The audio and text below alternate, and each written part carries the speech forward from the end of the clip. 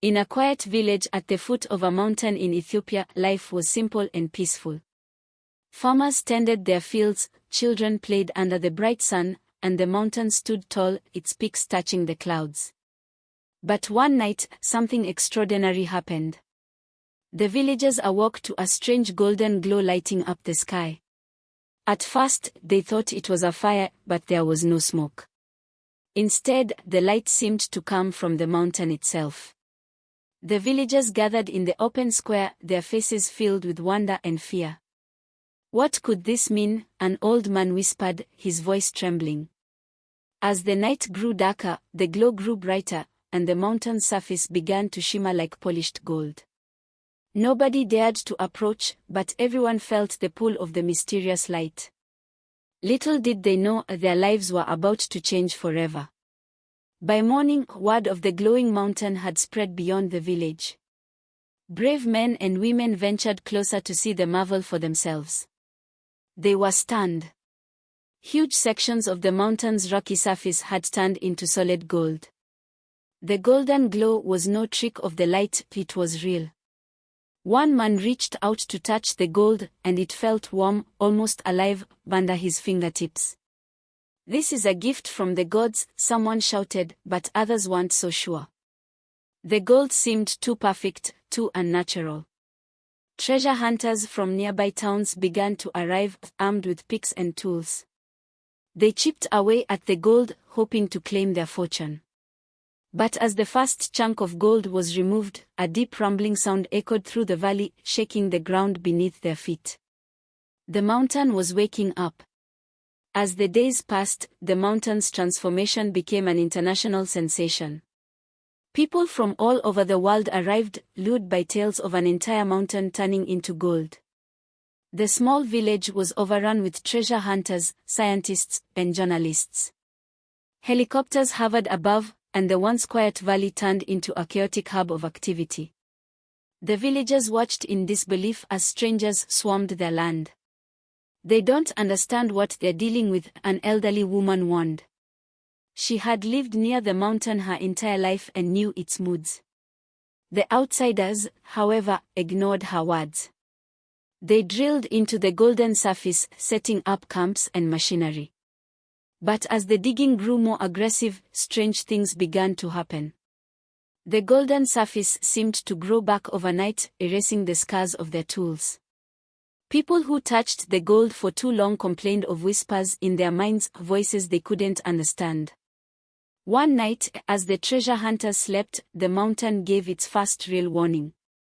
A deep, haunting hum filled the air, waking everyone in the valley. The sound was not natural, it was as if the mountain itself was speaking. The hum grew louder, and a golden mist began to rise from the mountain surface, spreading through the camps. Those who inhaled the mist collapsed, their eyes wide with terror. When they awoke, they spoke of visions, a golden figure standing at the mountain's peak, its eyes glowing with an unearthly light. "Leave this place," the figure had warned. But greed is a powerful force, and many refused to listen. They dismissed the warnings as hallucinations and pressed on with their work. The golden figure from the visions was no hallucination. One clear morning, it appeared at the top of the mountain. Standing tall and radiant, it seemed to be made entirely of gold, yet it moved with the grace of a living being. It spoke, and its voice echoed through the valley. "This mountain is alive. It belongs to no one. Those who seek to claim its gold will face the consequences." The villagers and treasure hunters were frozen in fear and awe. Some fell to their knees, believing the figure to be a god. Others saw it as a challenge and vowed to take the gold, no matter the cost. But the figure's warning was clear. The mountain had its own will, and it would not be tamed. Despite the warnings, many continued to dig and collect the gold. But those who took even a small piece found their fortunes quickly turned to disaster. One man who smuggled a golden rock back to his home was struck by a mysterious illness. Another found his prized gold turning to dust the moment he tried to sell it. The mountain's gold, it seemed, could not be removed without consequence. The villagers began to call the gold cursed. Even the most determined treasure hunters started to leave, frightened by the strange events. But a few refused to give up. They believed they could outsmart the mountain and claim its treasures. They were wrong. One fateful evening, the mountain unleashed its full power. The ground shook violently, and golden cracks spread through the valley. From these cracks emerged streams of molten gold, flowing like rivers. The treasure hunters' camps were swallowed, their machinery melted in an instant. The golden figure appeared once more, watching silently as chaos unfolded. The villagers fled to higher ground, their hearts heavy with fear. "We must leave," the village elder said.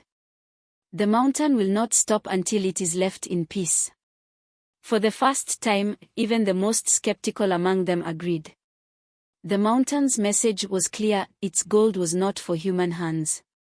As the villagers prepared to leave, the elder shared a long-forgotten legend. Many generations ago, she began, the mountain was said to be a guardian of balance. Its gold was not treasure but a source of life, meant to remain untouched. Those who tried to take it would awaken its wrath. The villagers listened closely, realizing the elder's words held the key to their survival. "We must honor the mountain," she said. "Only then will it rest." Together, they crafted an offering, a circle of sacred stones and prayers of forgiveness, and placed it at the mountain's base. The offering seemed to calm the mountain. The golden rivers receded, and the ground stopped shaking. The golden figure appeared one final time, its eyes softer, almost grateful. "You have restored balance," it said. "Remember this lesson. The mountain is alive, and it watches over you." The villagers bowed their heads, promising to protect the mountain and its secrets. The treasure hunters who survived fled, never to return.